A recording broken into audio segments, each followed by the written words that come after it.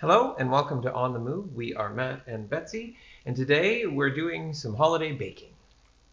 We're in our kitchen here for you. We've talked about it a little bit, but now we're actually in it. It's not totally there, but I mean, it's useful. It's getting close. Yeah, it's and we're excited to bake in it. Fully functional, including a dishwasher now too. I don't know if we had that the last time we talked to you. No, we're basically missing backsplash at the moment, so don't mind the lovely yellow and a little bit of plaster there. That's just life for now. So today we're going to bake for you. Actually, this is tough on me because before we did this whole move thing and decided to record that, I was bored during the days of the beginnings of COVID, so I was making videos about cooking. So this is the first time I'm doing it with me. He with has Betsy. to share. Yeah, so we'll see how it goes. We're going to make gingerbread because we like to make gingerbread houses. And a bit of a PEI piece for it. One of my students recommended to me a recipe that he does every year at Christmas and loves. They're called Fudgio balls. Sounds interesting. We tried to do a little bit of research into what might be some traditional island Christmas desserts, and we just haven't found out yet, because the truth is we haven't been to parties, we haven't been a lot of places yet at Christmas to figure out what goes on. So, I found some, there are some great restaurants and bake shops in PEI that make some lovely things, but none of them said specifically like this is an island tradition. Yeah.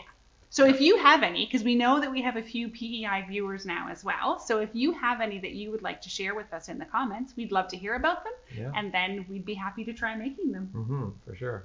All right, gingerbread? Gingerbread. Okay.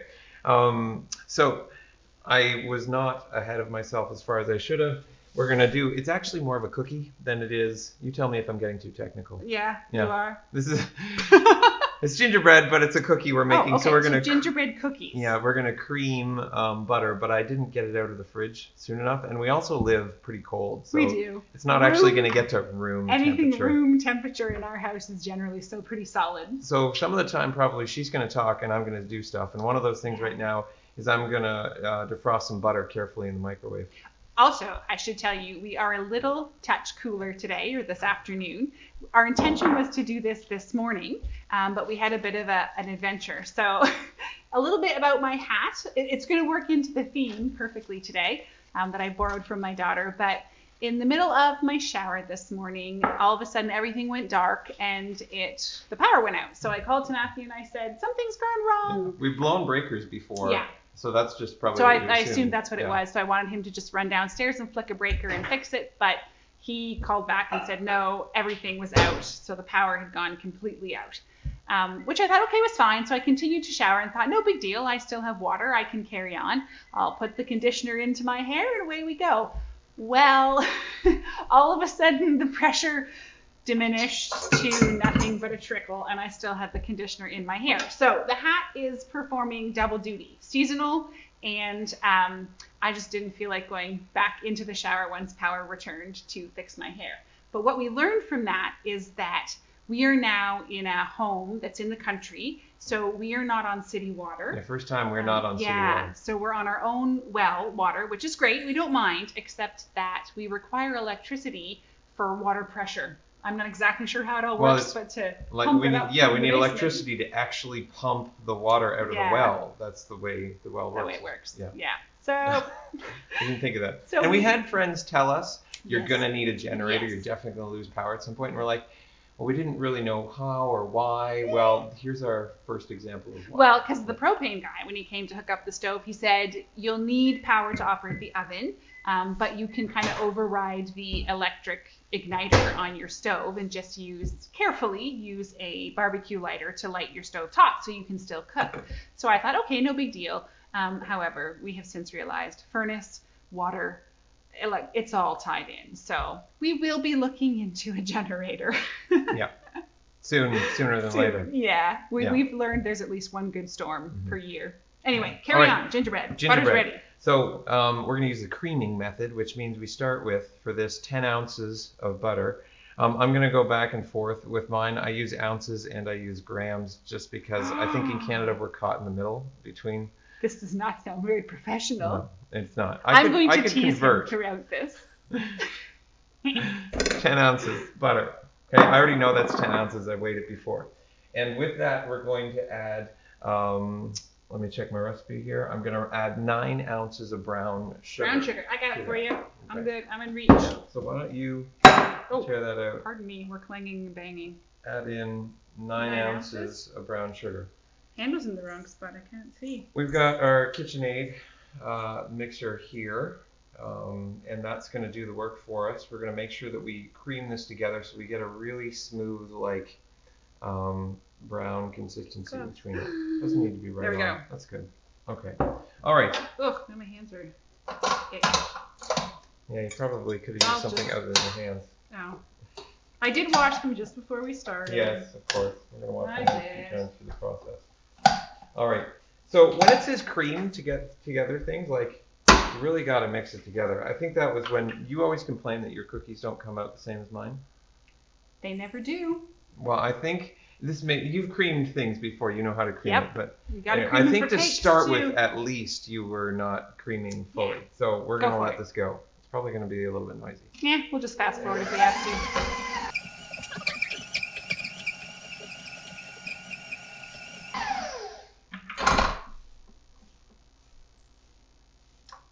Gotta scrape down those sides. So this recipe developed over years of us making a variety of things. We like to make our own gingerbread houses. We do. Our first one was not so good. Not so great. Before you say that, because we like to make our own gingerbread houses, you should also know this is a fairly large size. Oh yeah. This is going to make at least 2 large-sized gingerbread houses. Yeah. So if you're just making cookies, I don't even know what it makes, but it'll make two gingerbread houses for you for sure. Yeah, it's definitely a recipe designed to make houses or a different variety of design. It is, and also we've tweaked it to get the right kind of like stability for our structures that we want as well. But still tastes good. It does taste good. Yeah. But it holds really well, and it kind of lasts throughout a season. So that you can have it on display for a little while, but still eat it if you don't mind the touch flavor of dust, which we don't. You're kind of balancing with this. Things like molasses and brown sugar, they're going to absorb moisture, which makes your cookies soft and usually chewy and what you like.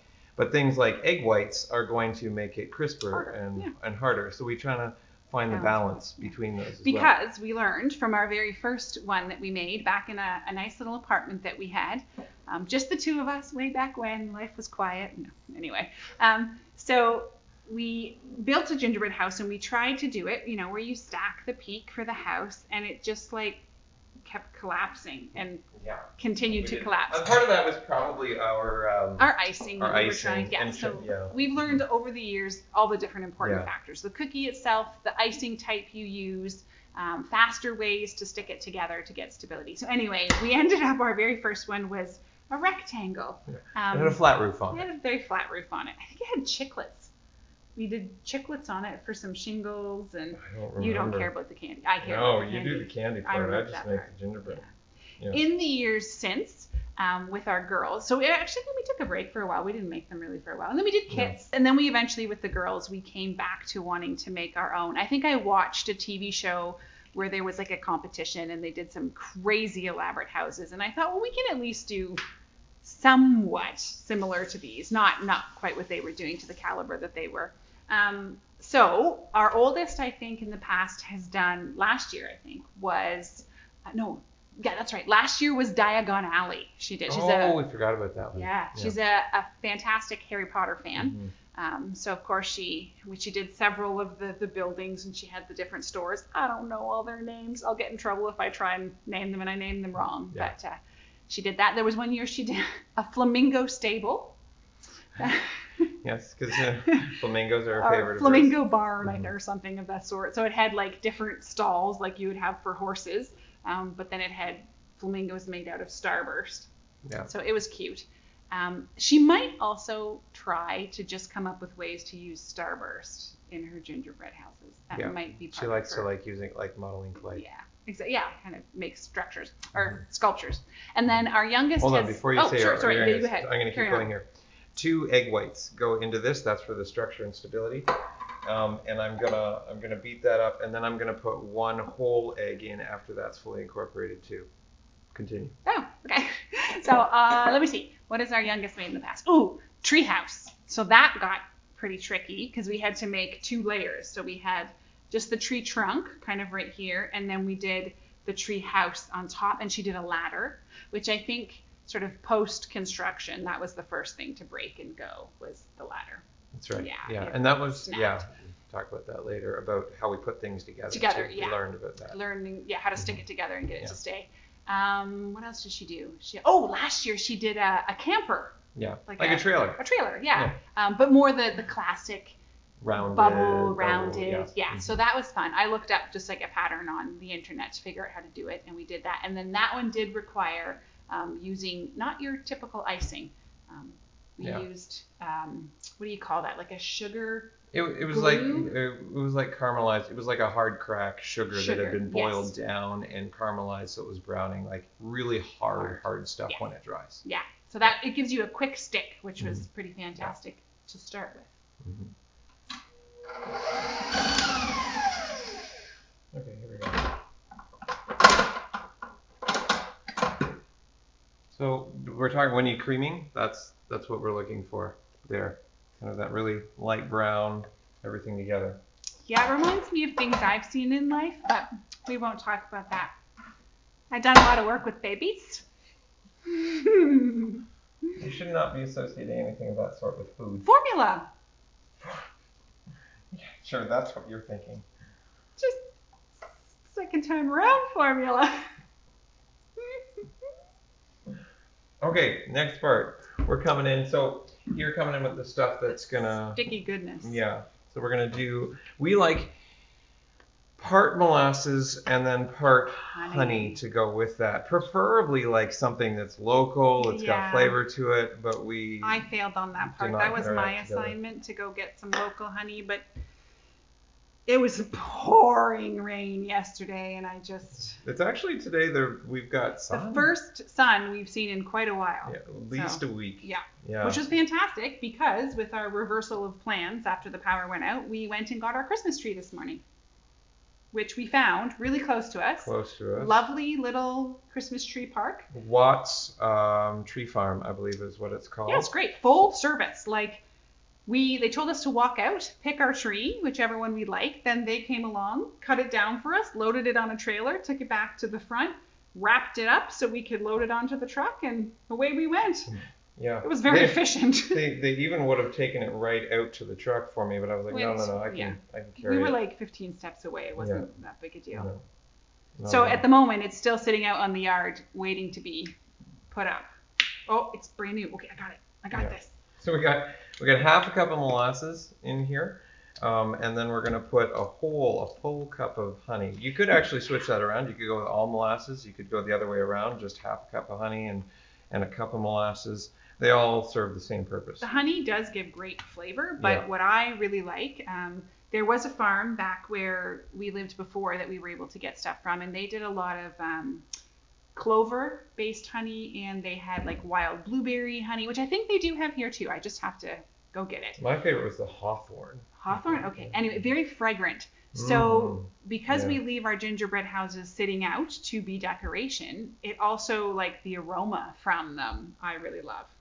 So I'm not sure we're gonna get that out of this. I mean the spices. We'll get to those in a bit. We'll get some from the spices. Mm-hmm. Okay, so good with that? Yep. Once we got all in there, we're gonna do some more mixing here. Make sure this is fully incorporated before we go any further. So the last thing, part of the creaming method, and these are all the wet ingredients we're putting in, is vanilla. You could do artificial. We have real stuff here at the moment. Splurging a little bit. 2 teaspoons is what I put in, kind of, because I don't really measure this part. Everything. He weighs ingredients, weighs them, and then he does that with vanilla. Well, vanilla is just a flavor. Like vanilla makes things taste more like them when you're talking sweet stuff. So it doesn't have to be that exact. You ever had your child taste vanilla? It's kind of mean. So now we're going to add to this the dry ingredients. Ooh, what do we eat first? Good old-fashioned all-purpose flour.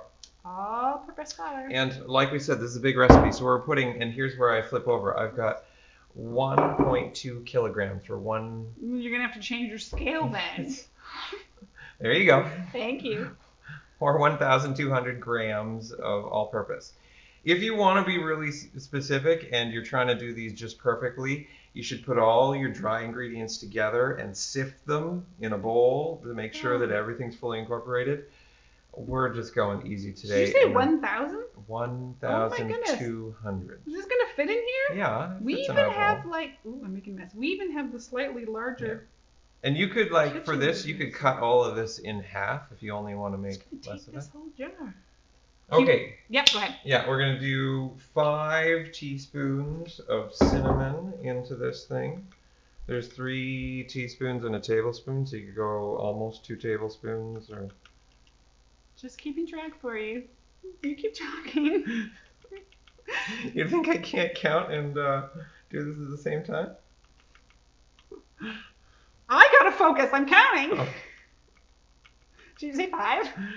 5. 5 it is. 5 teaspoons, or a tablespoon and 2 teaspoons. Okay, what else do I need in there? Ginger. Now this is because this is gingerbread. This is the biggest portion of this. So we're going with what? 3 tablespoons of ground ginger in that. Don't put it in there. 3? 3 tablespoons. Whoa. See, now this is the problem here. That's nutmeg. That's nutmeg. That's not. How much nutmeg? That was, well, 1 tablespoon of nutmeg today. Yeah, 1 tablespoon today, apparently. What was it supposed to be? Nutmeg's not, it's 1 teaspoon, so I went 3 times the nutmeg. It's going to be fragrant. That's all right. I don't mind. We like nutmeg in our house. We like nutmeg a lot. I'll take fresh nutmeg and just... True. What do you grind? No, you don't grind. I shave it. Shave it on things. Yeah, I know of one chef who talks about always carrying a. Okay, so this is the ginger. This is the ginger. 3 of these. 3. 1. I was when I was doing it, I was looking. This is not the right color. 2. Oh. Messy. I'm much messier when I'm doing this. It does smell beautiful. He is messier in the kitchen, for sure. Yeah. I come along and clean up after him sometimes. Only sometimes I clean up mid-process.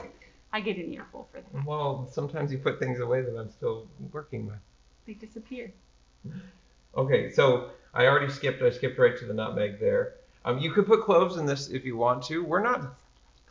Yeah, me? I don't mind. Oh, okay. Well, they're also expensive. Cloves are one of the more expensive spices. Oh, they're not in our house very often, so I just operate without them. Instead, a good substitute, and I prefer, is allspice. Yeah. So 1.5 teaspoons. I think I don't miss cloves when they're not there, but when they are in something, I think I often go, oh, this is different. Like in just a spiced cookie or something. I think it's a bit darker, more intense in its flavor. I think there's a local bakery that we picked up their molasses cookies, and didn't we decide they had more cloves in them than we were used to? I don't want to name it because I could be totally wrong. Yeah. So I'm not going to tell you who it is. I'll confirm first. I don't want to be like, these cookies have cloves, and then there aren't any because I didn't actually check the ingredients. And here's the other one that she's going to make fun of me for is salt. So first of all, kosher salt, because it doesn't have the iodine in it. Well, you've sold me on that. I'm okay with that. You're okay with that. But a teaspoon of salt. And for me, I panicked about the nutmeg, measured everything out so carefully, and now we're just haphazardly tossing salt into it. It's not haphazard. Haphazard. I know that for me, 3 pinches of salt equals a teaspoon. I've just done it enough. Sure. Do they come out too salty when I do it? No. Yeah. Actually, I think I'm more the saltier one than you. I'm often sit down at the dinner table. I've taken over a bunch of the cooking. Usually he does cooking of meals. That was 3 sentences in a row I didn't finish. Usually he cooks the meals, but this year he's driving a lot further to work, so I've taken over the meal prep. And I don't know how often I sit down and I say, I'm sorry, folks, there's no salt on the rice, and the meat or whatever is oversalted. So mix them together to even it out. So these are leavening agents. I'm putting in a teaspoon of baking soda, which is more powerful, but it reacts well with the molasses, which is more alkaline, basic. They go together. Okay, that's too much. Chemistry. No. Somebody wants to know that, right? No. If they do, they'll look it up. Yeah. And I think actually that's it, because you don't want a lot of rise in this. I was thinking baking soda. But no powder. No There's no baking powder in this one. Not in this one? Yeah. You've completely It's buried okay. the It's power. there. It's there. Okay. You're the one who has flour on the handle here. Oh, fix it. Can you tell we don't actually bake together very often? Not very often. We bake around each other. Yes. She does one thing, I do the other. Yeah. So we're in the kitchen together a lot. Which Hence is nice. why we enjoy the space. But we're often doing two different things. Yeah. Or we'll break up. Like we might be making the same finished item, but we'll break up the task. So I do a lot of cakes, actually, is what I like to do. And he will help me with fillings and icing. Yes. Yeah. So I'll be working on the actual cake or doing the decorating part, and he'll be making sure I have the filling. You want to run that thing again, don't you? Yeah. Well, I was going to say before I do though that so for the dry ingredients here, mixing them in, you just want to do it till it's actually mixed in because you don't want to make them tough. If you actually want to eat it, I mean, you could do it to death, but then you don't actually want to eat it, and someday you want to eat it. So just do it until it's combined. And be careful because it's really full. So yeah, slow. If a sudden explosion happens, it's not going to. Another fun story we have. We used to do. Hopefully you can hear me. We used to do some baking with a group of folks we got together with on a regular basis, and our girls loved to tell the story where one of our friends had cocoa powder in here, turned it on, and massive explosion of cocoa powder. We're good. Okay, so when that comes out, it's actually going to come out pretty dry in its look, but it will come together and it will hold. So I'm going to get this all out of here. I'm actually going to dump it out, and we're going to put it together in one large mound, which is going to divide into 4 discs. And if you've ever done any kind of cookie or thing or gingerbread where you actually want it to be like the same shape when it comes out of the oven as it does when it goes in, you really want to chill your batter first before you ideally, like if you want it to stay super in the same shape you make, you should chill it first, then roll it, do your cookie cutter or whatever cutter you're shaping. Then if you chill your actual pieces, that will also help to keep them. True. Yeah, mine is like, my minimum is usually like 2 hours that I want that. Oh yeah, I've done overnight. All right, here we go. Hopefully you can see that coming in. Now, as you can see, we're using the very professional squishing method. Well, that's because we're not kneading this. No. It's not like it's got gluten in it we're trying to activate. Nope. Oh, that's sticky. Handy dandy. Got this, I think it was last year. I've been asking for one of these for quite a while. What's the official name? The bench scraper? Yeah. Love it for cutting doughs, cleaning off my bench. Okay, now you can help. You take one. Okay. You're just going to make this like into a ball, and then you're going to flatten it out into a disc and put that in some plastic wrap. So while the gingerbread is cooling in the fridge, those discs are hardening up, I thought that we would take and make something that one of my students suggested. I do band with my students on Thursday evenings, and an incentive to them to stick around is I bring them baking, bring them food. Figure if they have food, more people will come. And at the end of, I think it was my first one that we did, one of my students came up and said, Mr. Campbell, have you ever had Fudgio balls? Or actually he started out with, do you bake at Christmas? And I was like, yes.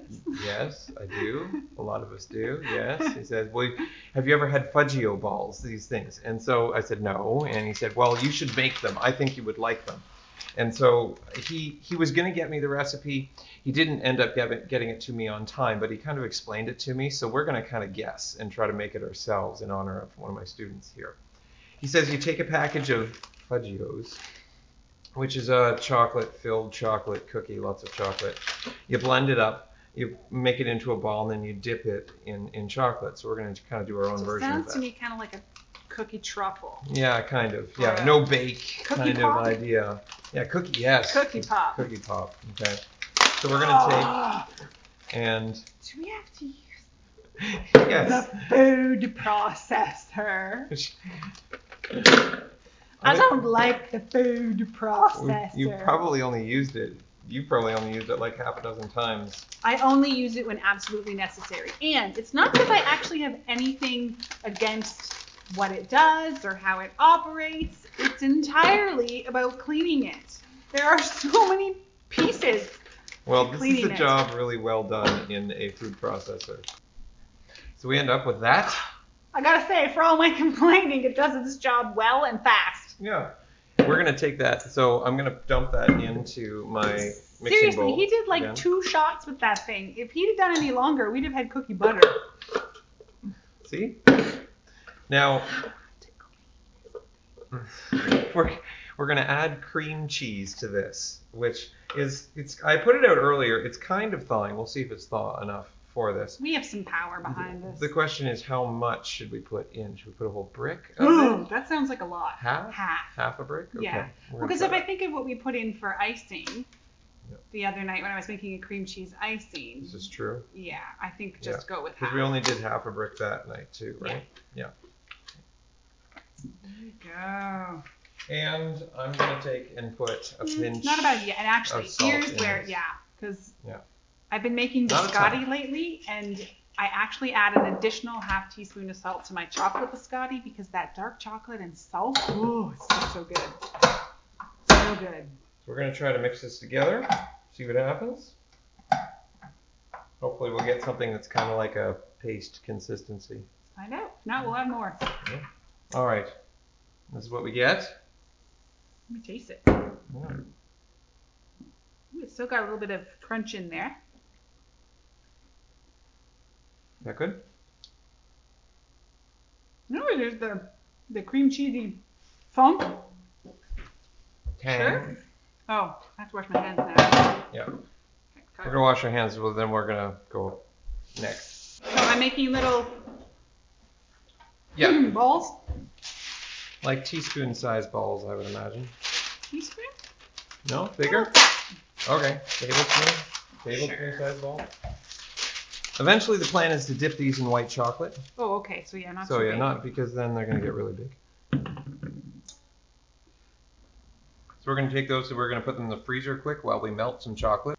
Okay, we have melted white chocolate, in temper, hopefully. And we're going to take these and dip them on our skewers. Careful now. Stick might not be long enough. It's what they had available. Maybe don't drag it through too much.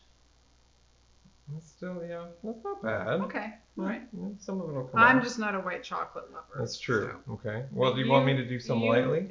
And I think our youngest. There we go. I can't remember which one likes white. It's our youngest. It's definitely our youngest. Who likes white chocolate? Mm-hmm. Yes. Yeah. Okay. Yeah, we're getting it. So we're going to dip these, let them solidify, and then enjoy. All right, we're going to roll out some gingerbread here. Probably isn't quite cold enough yet, but we want to get some done so you can see it here. So Betsy has her rolling pin. It's a fancy one. And you talk about me being precise. Well, this is your avenue here. Well, you want even bake. So with this rolling pin, it allows me to get a consistent thickness all across. Get rid of those.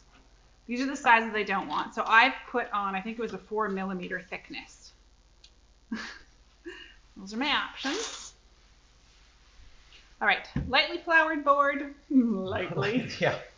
A little more than lightly. That's okay. It's all right. Oh, okay. Oh, the service. Okay. All right. I want to make sure it's good on both. Oop. Here we go. I do tend to keep turning it just so it doesn't get stuck. Okay, that'll do. All right. So today we are making reindeer. Doesn't that look like reindeer? This is a fun trick I learned. Pinterest. Take it and reverse. I know you're still saying, still doesn't look like a reindeer, but it really does. I have to block the back because I put something on the back of it. Put it in your shirt. My shirt's black. Yeah. There. So they'll become reindeer. We'll make sure we show you the finished product once I've decorated them so they do actually look like cute reindeer. And then my hat comes into the theme. It all works together. This is not how I do baking. No, not how he does it. That's all right. This is the part I like. The pretty part. Oh, the eating too. Yeah. I do like the eating. I think probably we'll chill this again before we actually bake it. Because it is so cool. It's rather soft. But while she does that, I think we'll say to you, thanks for watching. I know this is a little bit different for us, but hopefully you've seen a little bit of insight into the way we work in our kitchen here, or don't work sometimes. Yep, we play. So we hope that you're having a lovely holidays. Enjoying prep time. Yeah, for sure. And we'll look forward to seeing you again soon. We'll make sure we show the finished product Sounds right good. after this. Yeah. Bye. Bye-bye.